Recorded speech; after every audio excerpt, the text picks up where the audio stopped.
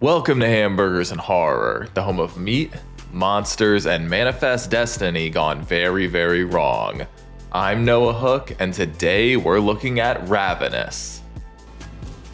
Well, it's an easy decision point. You can either famine or feast, live or die.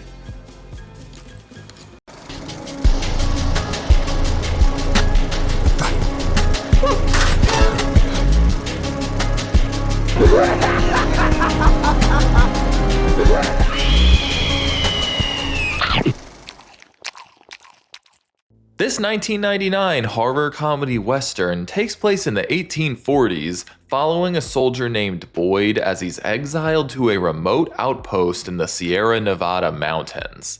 Boyd and his new ragtag regiment encounter a lone frontiersman recounting a tale of murder and cannibalism that he narrowly survived, and the soldiers head out to verify his gruesome claims. The screenplay for Ravenous was written by Ted Griffin of films like Matchstick Men and Ocean's 11, which he primarily based on the tragic tale of the Donner Party. The Donner Party were a group of American pioneers who migrated to California in a wagon train from the Midwest. Delayed by a multitude of mishaps, they spent the winter of 1846 snowbound in the Sierra Nevada. Many of the migrants succumbed to starvation, sickness, or extreme cold, with some of the group resorting to murder and cannibalism to survive. It's been used as inspiration for a lot of horror films, and it's even mentioned point blank in The Shining. The film was originally set to be directed by Macedonian art house filmmaker Milko Manchevski, but Ravenous quickly proved to be a very troubled production. Apparently, Manchevski and Fox 2000 executive Laura Ziskin couldn't see eye to eye on the cast, crew, budget, or shooting timeline, with the director feeling very micromanaged. She had daily critiques for him regarding everything from the outfits to the cinematography. Manchevski was fired 3 weeks into filming, with production bringing in Raja Gosnell of the live-action Scooby-Doo movies to replace him. But apparently the cast and crew was so pissed about this that they threw a mutanty to get rid of him. Production reached out to Antonia Bird, who has brought us films like Priest and Face, who ultimately ended up directing the film. But she too criticized the micromanagement and the poor studio spaces provided by Fox, outright stating that Manchevski could not be blamed for the chaos on set. Part of this likely came from the remote nature of the sets, which were primarily shot deep in the Tatra Mountains of Slovakia. To me, it kind of sounds like everyone was getting a bit of cabin fever out there. Ravenous features a massive sausage party of great actors, starring Guy Pearce from Memento and The Brutalist as Boyd, Robert Carlyle from Trainspotting and 28 Weeks Later as Colquhoun/Ives, David Arquette from the Scream series as Cleves, Jeremy Davies from Saving Private Ryan and The Black Phone as Toffler, Jeffrey Jones from Beetlejuice and Sleepy Hollow as Hart, and John Spencer from The Rock and War Games as General Slauson in his final film role. And there's a few more really notable names in there. It really is a stacked cast. Cinematography was handled by Anthony B. Richmond, whose impressively varied career includes Tales from the Hood, The Sandlot, Don't Look Now, Candyman, and Illegally Blonde. Good for him. The score was co-composed by Damon Albarn and Michael Nyman of the English rock band Blur, who used instruments from the film's period, including the violin, guitar, banjo, jaw harp, and squeeze box. But it seems that Fox never stopped interfering with the film's production, with the director claiming that certain elements like the introductory quotes and other pieces like that being added into the film without her knowledge. Rather unsurprisingly, the black comedy 1800s period piece cannibal movie wasn't a whopping success at the box office, only making $2 million on a budget of $12. Ouch. I think a part of that had to do with its really poor advertising. The ads made it look like it was a stoner comedy or something. It was met with mixed reviews from critics, some of whom really enjoyed this fresh new take on the cannibal genre, but many were confused by the film's constant change in tone, feeling like they're switching between a real horror film and a Monty Python skit. It has garnered a cult following in the years since though, with many appreciating its satirical critiques of Manifest Destiny and its homoerotic undertones. It currently has a 52 and 78% on Rotten Tomatoes, along with a 3.6 on Letterboxd, so while there are some naysayers, there also seems to be a lot of folks who really appreciate this film. Thank you so much to my patron Nitpicks for requesting Ravenous for me to review. I can always count on you to give me something really off-kilter and unique to cover. I've actually only seen Ravenous once and I really enjoyed it, but it has been a few years now, so I'm super excited to revisit it. But hey, with all that said, it's probably time we get started. I hope y'all are feeling hungry, cause we're watching Ravenous. The movie opens with a quote from Nietzsche before immediately following it with some sarcasm to lighten the mood. We jump to an award ceremony on the American side of the Mexican-American War, where Lieutenant John Boyd is promoted to captain for single-handedly capturing a Mexican outpost. The boys chow down on some good old American meat, but this triggers Boyd back into his wartime suffering. Turns out that Boyd cowardly played dead as his team was slaughtered and his body was hauled back to the headquarters. In a moment of bravery, he was able to capture the outpost, but once General Slauson learns this truth, he exiles Boyd to Fort Spencer, a remote military outpost high in the Sierra Nevadas. He's escorted to Fort Spencer by a woman named Martha, and he's greeted by the walnut-loving Colonel Hart.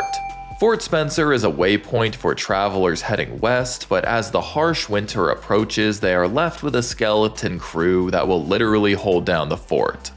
Let's meet them! Private Toffler is their personal emissary from the Lord, Major Knox is the resident drunk doctor, Private Reich is a bit of a maniac that should be avoided, there's Martha and her brother George, who are Native Americans born and raised on this land, and finally, there is Private Cleves, who cooks and loves himself some indigenous plants. This makes Boyd third in command, but I'm sure that won't come into play, right? Boyd takes in his snowy new home, while Cleves and Martha head out on a 3-day trip to buy food from the nearest outpost. Hart and Boyd toast to the idea of escape that night, although the Colonel warns that every escape has the potential to take you somewhere worse. A nearly dead stranger suddenly appears and collapses once he reaches the fort, and the boys take haste in heating him up. The traumatized wild man, whose name is Colhoun, claims to have been lost in the wilderness for 3 months. He was in a small group heading west, led by a man named Colonel Ives.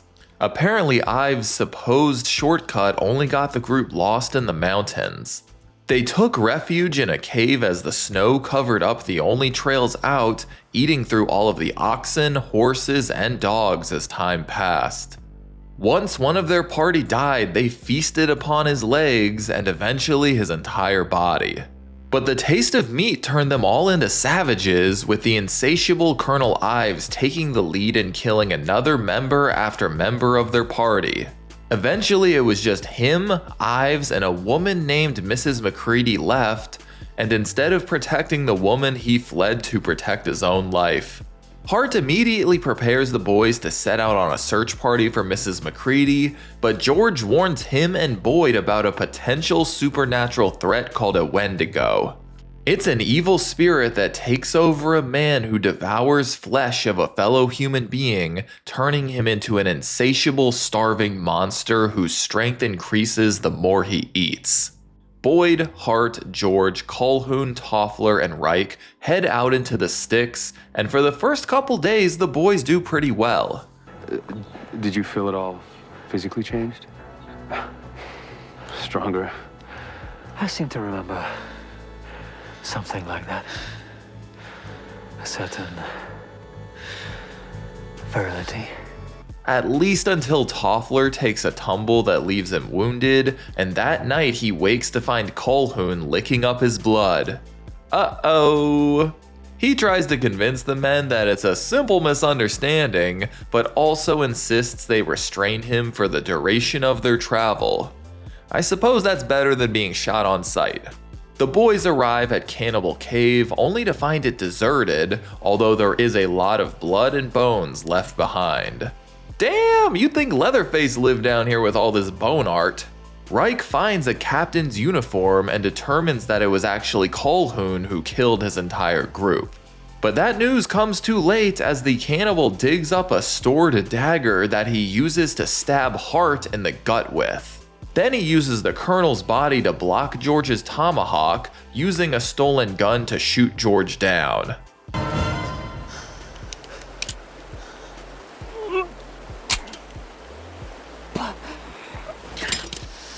So annoying. He allows Toffler a head start before chasing him, with Boyd and Reich finally returning and trying to catch up. Aw, they find poor little Toffler disemboweled in the woods, so Boyd and Reich decide to go on the offensive. But fucking Colhoun is pulling some Jason-level teleportation through this forest, easily getting the jump on Reich and taking him out with a tomahawk.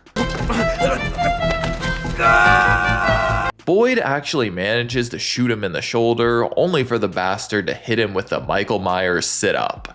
Realizing he is wickedly outmatched, Boyd yeets himself off a big-ass cliff. Fortunately, some trees, along with Reich's nearly dead body, help break his fall, but our boy still has a very broken leg. Colhoun descends the mountain to investigate the scene, but Boyd's covered well enough in the brush to stay hidden. That night, Boyd puts his femur back inside his body, and as days pass, he gets a little hungry. Without much of an alternative, he chows down on the Major. This gives him enough strength to limp all the way back to Fort Spencer, where Cleves finds him looking like a maniac. Neither Martha, Cleves, nor Knox actually met Colhoun because they were either gone or passed out in a gutter, so they find this story hard to believe. He asks Martha how to stop a Wendigo, but the only way to stop giving up others to the spirit is to give up yourself. General Slauson is called in to investigate, and with zero sign of Colhoun and zero evidence in the cave, he isn't buying Boyd's Wendigo tale either. And he's brought in a new interim colonel to replace Hart, who just so happens to be a Sir Colonel Ives. Boyd immediately crumbles and tries to explain that Ives isn't who he says he is, but Knox was too drunk to recall the man's face. He does have the idea to check his shoulder for the gunshot wound, but bro is as smooth as a baby's bottom. Slauson and his boys head out to avoid an incoming storm, so now it's just the 5 of them for the rest of winter. Boyd fantasizes about killing Cleves and devouring his flesh,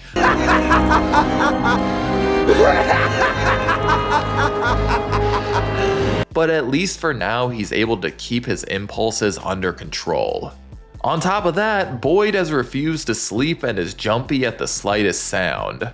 But a few nights later, Colhoun approaches Boyd, sharing that he eventually found what was left of Reich's body after Boyd snacked on him. He shares that not long ago, he suffered from tuberculosis and considered ending his own life. He was shipped off to a sanatorium to die when he met an Indian scout that told him about the Wendigo in passing. He ate the young man and immediately felt stronger than ever, finding that even his tuberculosis was cured, which led him to eat the rest of his traveling party. He's puzzled as to why Boyd is resisting the Wendigo's power, and he uses a slash on his hand to remind Boyd how it feels to have another person's power coursing through his veins. Boyd attacks him but is immediately stopped by the others, who decide to put him under arrest. But at the same time, Martha realizes all of the horses have been killed and they find Cleves slaughtered. Boyd is obviously blamed for this, and Martha is sent out to alert Slauson. What are you cooking? It's, stew. You need any help? No, though, perhaps later you might contribute. Finally, Knox is killed with his own sword by an unseen attacker, which turns out to be Colonel Hart. Turns out he was also the one who killed Cleves and the horses. He shares how it felt to bleed out and sense his life slipping away, but then he awoke to Ives feeding him his own men. By then, it was too late for him to turn back.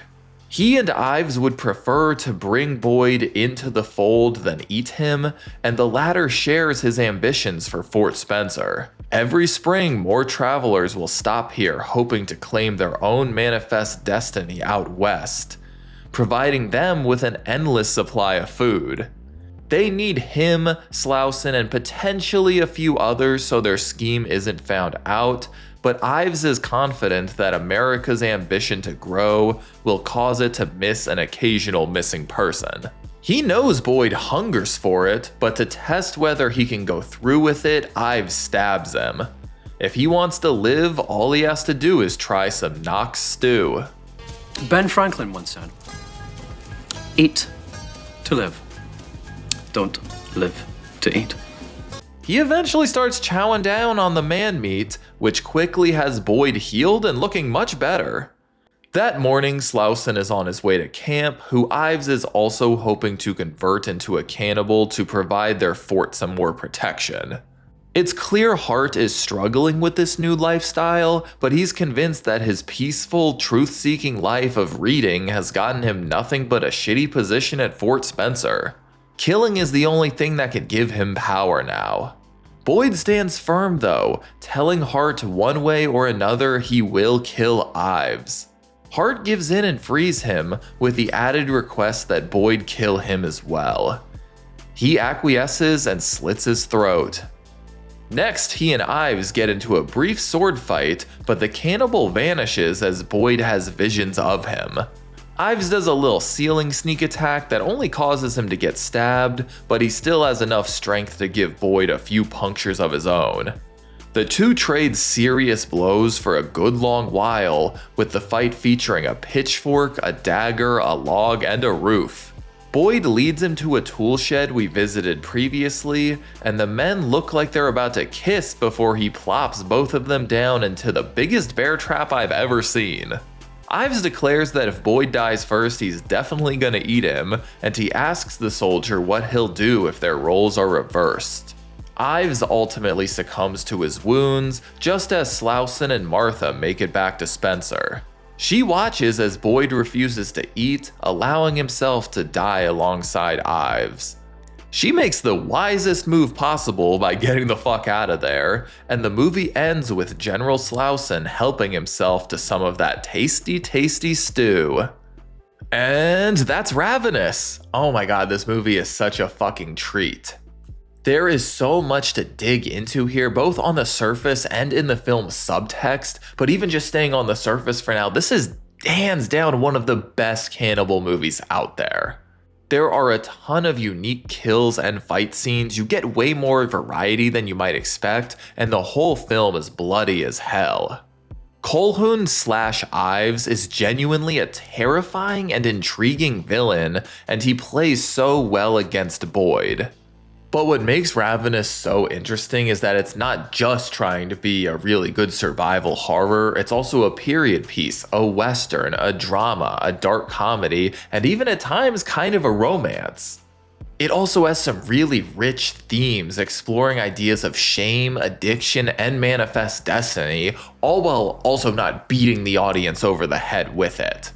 Every character here is really fleshed out as well, no pun intended. They're really likable, quirky, but also flawed and tragic, and I genuinely feel bad when all of them, even including Ives, kick the bucket.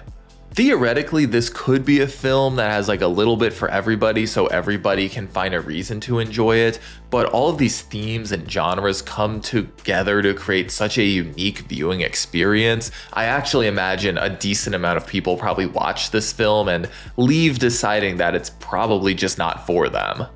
It has a rapid fire change in tone. One minute you're witnessing a gruesome war flashback, the next you're getting hit with straight up jokes. We witness the Fort Spencer boys get brutally decimated, but right in the middle of it, Colquhoun has a funny moment of frustration, which is then followed by some hilarious banjo music as he chases down Toffler. In seconds, it switches from being like a Benny Hill skit to watching a sweet character bleeding to death. I'm sure some find that too jarring, but for me it creates a really dynamic kind of viewing experience. And for me, a big part of that experience is all of the subtext that is sewn in throughout the story. Two of the biggest psychological themes at play in the film are shame and addiction. Boyd is a coward who faked his own death in the middle of battle, and throughout the film we watch him wallow in his own self-doubt and self-pity. This pairs really well with the addition of the Wendigo curse, which essentially functions as a metaphor for addiction.